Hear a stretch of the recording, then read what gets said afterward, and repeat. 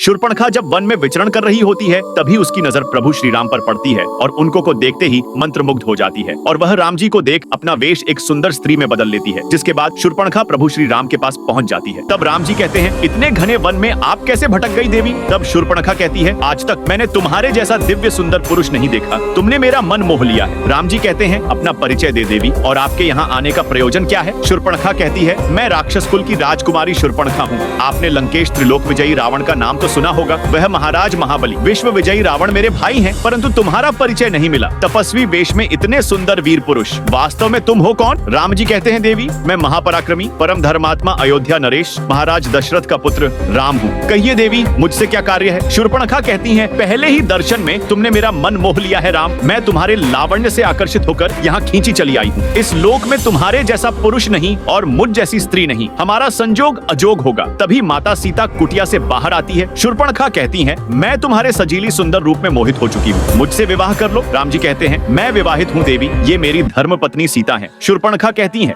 मुझे तुम्हारी धर्म पत्नी से कोई समस्या नहीं है राम, क्योंकि राजाओं का धर्म उन्हें कई पत्नियां रखने की अनुमति देता है। राम जी कहते हैं, मैं कोई राजा नहीं हूँ देवी, साधारण सा वनवासी हूँ, तुम मुझसे विवाह कर लो राम, फिर तुम यहाँ दंडक वन के राजा और मैं तुम्हारी प्राण प्रिय रानी, और तुम चाहो तो तुम्हारी सीता को दासी का पद दे दूंगी। राम जी कहते हैं, देवी मैं एक पत्नी व्रत धर्म का प्रण ले चुका हूँ। तभी शूर्पणखा की नजर लक्ष्मण जी पर पड़ती है। शूर्पणखा कहती है, ये तुम्हारी ही भांति सुंदर पुरुष कौन है? राम जी कहते हैं, ये मेरा छोटा भाई लक्ष्मण है। क्या अकेला है? राम जी बोले, वन में तो अकेला ही है। शूर्पणखा कहती है, ठीक है, मैं इसके सम्मुख विवाह का प्रस्ताव रखूंगी। राम जी कहते हैं, तुम स्वच्छंद विचरण करने वाली नारी ठहरी, जाओ प्रयत्न करके देख लो। तब शूर्पणखा लक्ष्मण जी के पास जाकर कहती है, लक्ष्मण जी अकेले हो? लक्ष्मण जी कहते हैं, कहिए देवी क्या कष्ट है आपको? शूर्पणखा कहती है, तुम मुझे अपनी संगिनी के रूप में स्वीकार कर लो, मैं तुम्हें असीम प्रेम दूंगी। लक्ष्मण जी बोले, ये कैसा प्रेम है देवी? अभी कुछ ही क्षणों पूर्व आप मेरे भैया पर मोहित हो रही थी और अभी मेरे पास चली आई। शूर्पणखा कहती हैं, तुम दोनों भाई मेरे प्रेम प्रस्ताव को ठुकरा रहे हो, केवल इस क्षुद्र स्त्री के लिए क्या है इसमें? अब देखो मैं इस सीता का ही नामो निशान मिटा देती हूँ, उसके बाद कोई तुम्हें मेरा होने से नहीं रोक पाएगा।